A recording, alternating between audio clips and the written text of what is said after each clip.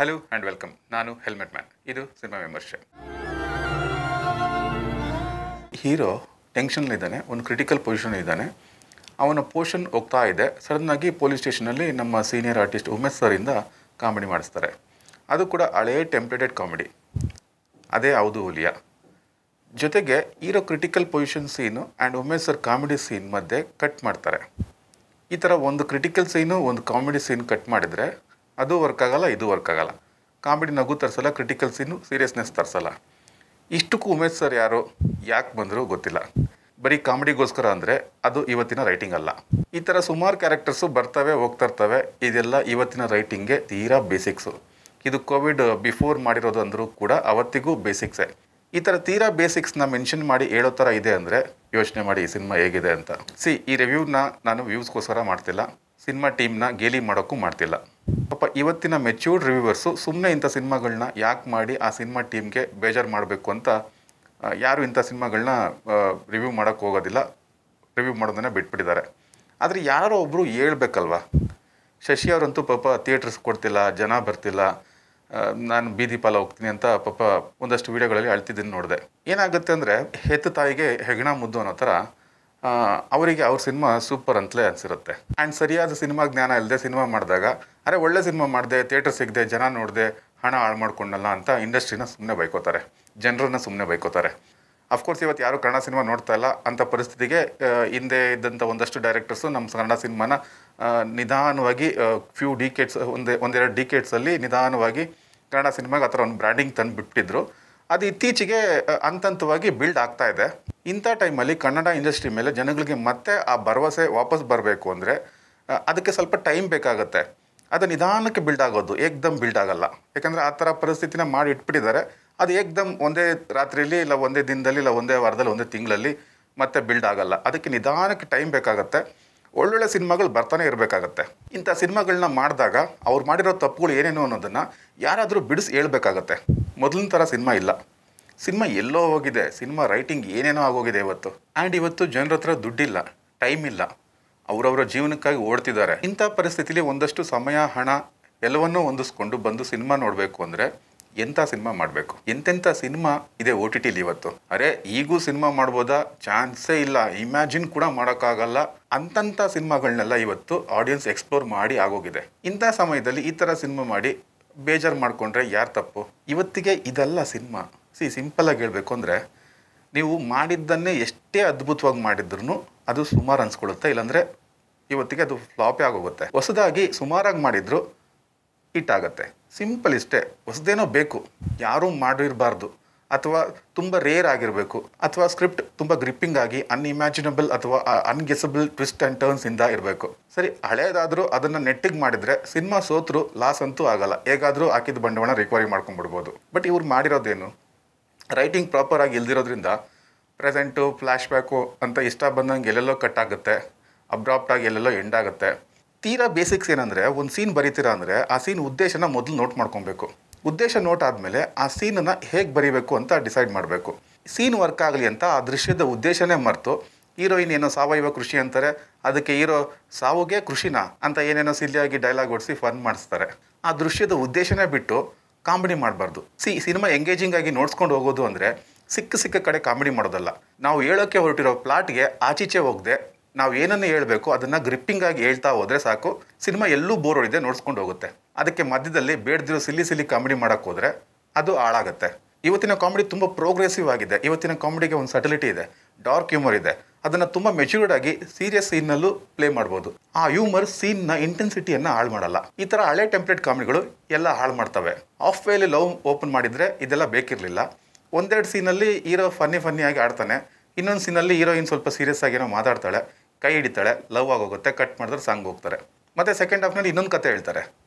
Heroine ತಾಯಿನ ಬೈಕ್ನಲ್ಲಿ ಗುದ್ದೋದು, ಅದರಿಂದ ಇಬ್ಬರಿಗೂ ಪರಿಚಯ ಆಗೋದು, ಮತ್ತು ಅಬ್ರಪ್ಟ್ ಆಗಿ ಏನೋ ಕಟ್ ಮಾಡ್ತಾರೆ, ಪ್ರೆಸೆಂಟಿಗೆ ಬರೋದು, ಮತ್ತೆಲ್ಲೋ ಇದ್ದಕ್ಕಿದ್ದಂಗೆ ಫ್ಲ್ಯಾಶ್ ಬ್ಯಾಕ್ ಹೋಗೋದು. ಈ ಥರ ಒಂದು ಸೂಕ್ಷ್ಮವಾದ ಕಥೆನ ಹೇಳೋವಾಗ ಎಷ್ಟು ಸೀರಿಯಸ್ ಆಗಿರಬೇಕು. ಸಿನಿಮಾದಲ್ಲಿ ಪಾತ್ರಗಳು ಅಳ್ತಿರ್ತಾರೆ, ಒದ್ದಾಡ್ತಾ ಇರ್ತಾರೆ, ಆದರೆ ಅದ್ಯಾವುದು ನಮಗೆ ಕನೆಕ್ಟ್ ಆಗಲ್ಲ. ಯಾಕಂದರೆ ಕನೆಕ್ಟಾಗಿ ಮಾಡಿಸಿರಲ್ಲ ಇವರು ರೈಟಿಂಗಲ್ಲಿ. ಒಂದು ಸಿನಿಮಾ ಈ ಥರ ಎಮೋಷ್ನಲ್ ಆಗಿ ಎಂಡ್ ಆಗುತ್ತೆ ಅಂದರೆ ಅದೆಷ್ಟು ಕಾಡಬೇಕು. ಅದಷ್ಟು ಕಾಡಬೇಕು ಅಂದರೆ ಅದನ್ನು ಆರಂಭದಿಂದಲೂ ಅಷ್ಟು ಬಿಲ್ಡ್ ಮಾಡಬೇಕು. ಅವರಿಬ್ಬರ ಮಧ್ಯೆ ಲವ್ ಆಗೋ ಸೀಕ್ವೆನ್ಸ್ ಅಷ್ಟು ಸ್ಟ್ರಾಂಗ್ ಆಗಿ ಬರೆದಿರಬೇಕು. ಲವ್ ಆದ ನಂತರ ಅವರಿಬ್ಬರು ಲವ್ ಟ್ರ್ಯಾಕ್ನ ಹೇಗೆ ಬಿಲ್ಡ್ ಮಾಡಬೇಕು ಅಂದರೆ ಅವರಿಬ್ಬರು ದೂರ ಆಗದೇ ಇರಲಿ ಅಂತ ನೋಡೋ ಆಡಿಯನ್ಸೇ ಪರಿಸ್ತಪಿಸ್ತಾ ಇರಬೇಕು.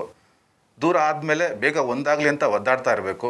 ಈ ರೀತಿ ಎಂಡ್ ಆದಾಗ ಅದು ಕಾಡಬೇಕು. ಅದೆಲ್ಲ ಏನೂ ಆಗಲ್ಲ ಇದರ ಸಿಲ್ಲಿ ರೈಟಿಂಗಿಂದ. ಇವತ್ತು ಸಿನಿಮಾ ಎಷ್ಟು ಮುಂದುವರೆದಿದೆ ಅಂದರೆ ಒಂದೇ ಒಂದು ಎಕ್ಸ್ಟ್ರಾ ಶಾಟ್ ಇರಲ್ಲ ಎಷ್ಟೋ ಮಲಯಾಳಂನ ಸೂಕ್ಷ್ಮ ಸಿನಿಮಾಗಳಲ್ಲಿ. ಅಂಥದ್ರಲ್ಲಿ ಈ ಸಿನಿಮಾದಲ್ಲಿ ಅನಾವಶ್ಯಕವಾದ ಎಷ್ಟೋ ಸೀನ್ಗಳು, ಫೈಟ್ಗಳು, ಹಾಡುಗಳು, ಸೀಕ್ವೆನ್ಸ್ಗಳೇ ಇದ್ದಾವೆ.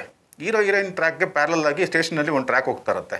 ಒಂದು ಆಕ್ಸಿಡೆಂಟ್ ಕೇಸು ಆ್ಯಂಡ್ ಇನ್ನೊಂದು ಬೈಕ್ ಎಂಜಿನ್ ಕದ್ದಿರೋ ಕೇಸು. ಅದನ್ನು ಪೊಲೀಸರೇ ಮಾಡಿರ್ತಾರೆ, ಅದನ್ನು ಇನ್ನೊಬ್ಬನ ಮೇಲೆ ಕಟ್ಟೋಕ್ಕೆ ಸ್ಕೆಚ್ ಆಗ್ತಾ ಇರ್ತಾರೆ. ಇದೆಲ್ಲ ಆಗುತ್ತೆ ಸ್ಟೇಷನ್ನಲ್ಲಿ, ಓಕೆ ಗೊತ್ತು. ಆದರೆ ಅದಕ್ಕೂ ಈ ಸಿನಿಮಾ ಪ್ಲಾಟ್ಗೂ ಏನು ಸಂಬಂಧ? ಪ್ಲಾಟ್ಗೆ ಸಂಬಂಧ ಇಲ್ದಿರೋದು ಏನು ಸ್ಕ್ರಿಪ್ಟಲ್ಲಿ ಬರಬಾರ್ದು ಅನ್ನೋ ಬೇಸಿಕ್ ನಾಲೆಡ್ಜ್ ಇಲ್ಲದೆ ಹೇಗೆ ಇಷ್ಟು ಕೋಟಿ ಖರ್ಚು ಮಾಡಿಸಿ ಸಿನಿಮಾ ಮಾಡ್ತೀರಾ? ಏನೋ ಸ್ಟೇಷನ್ನ ಎನ್ವಿರಾನ್ಮೆಂಟ್ ತೋರ್ಸೋಕ್ಕೆ ಮಾಡಿದ್ದಾರೆ ಅಂದರೆ ಅದೇನೋ ಮೇನ್ ಪ್ಲಾಟ್ಗೆ ಕೊನೆಯಲ್ಲಿ ಕನೆಕ್ಟ್ ಆಗುತ್ತೇನೋ ಅನ್ನೋ ಥರ ಅದನ್ನು ಡೆವಲಪ್ ಮಾಡಿ ತಗೊಂಡು ಹೋಗ್ತಾನೆ ಇರ್ತಾರೆ. ಅಲ್ಲಿ ಬೈಕ್ ಇಂಜಿನ್ ಕೇಸಲ್ಲಿ ಬರೋನಿಗೆ ಹೆಂಡ್ತಿ, ಅವಳು ಪ್ರೆಗ್ನೆಂಟು, ಈ ಥರ ಬ್ಯಾಕ್ ಸ್ಟೋರಿ ಎಲ್ಲ ಮಾಡಿದ್ದಾರೆ. ಅದೆಲ್ಲ ಮೇನ್ ಪ್ಲಾಟ್ಗೆ ಯಾವ ರೀತಿಯಲ್ಲೂ ಕನೆಕ್ಟೇ ಆಗಲ್ಲ.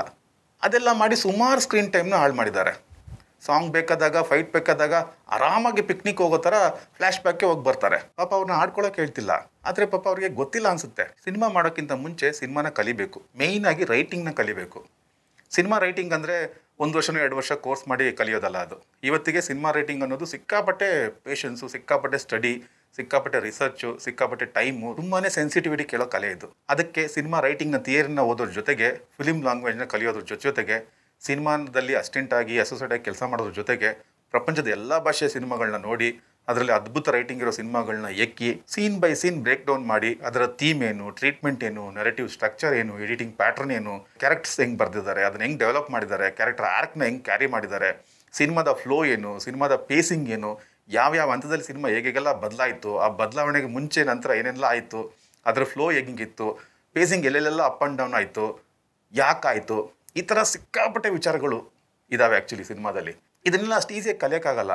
1000 ಗಟ್ಟಲೆ ಸಿನಿಮಾ ನೋಡಬೇಕು, ಅಧ್ಯಯನ ಮಾಡಬೇಕು. ಯಾರೋ ಒಬ್ಬರು ಬಂದರು, ಏನೋ ಮಾಡಿ ಸ್ಟಾರ್ ಡೈರೆಕ್ಟರ್ ಆಗಿಬಿಟ್ರು ಅನ್ನೋದಷ್ಟೇ ಗೊತ್ತಿರುತ್ತೆ. ಅದ್ರ ಹಿಂದೆ ಅವ್ರು ಎಷ್ಟು ಕಷ್ಟಪಟ್ಟು ಸಿನಿಮಾನ ಮಾಡಿದ್ರು, ಆ ಕ್ರಾಫ್ಟ್ನ ಕಲಿಯೋಕ್ಕೆ ಎಷ್ಟೆಲ್ಲ ಕಳ್ಕೊಂಡ್ರು, ಹೇಗೆಲ್ಲ ಕಲ್ತರು, ಹೇಗೆ ಆ ಕ್ರಾಫ್ಟ್ನ ಅಳವಡಿಸ್ಕೊಂಡ್ರು ಅನ್ನೋದು ಯಾರಿಗೂ ಗೊತ್ತಿರಲ್ಲ. ಸಿನಿಮಾ ಕ್ರಾಫ್ಟ್ನ, ಅದು ಇವತ್ತಿನ ಅಡ್ವಾನ್ಸ್ ಸಿನಿಮಾ ಕ್ರಾಫ್ಟ್ನ ಕಲಿಯೋದು ಅಷ್ಟು ಸುಲಭದ ಮಾತಲ್ಲ. ಸಿನಿಮಾ ಸುಲಭ ಅಂದ್ಕೊಂಡು ಯಾರು ದಯವಿಟ್ಟು ಬರಬೇಡಿ.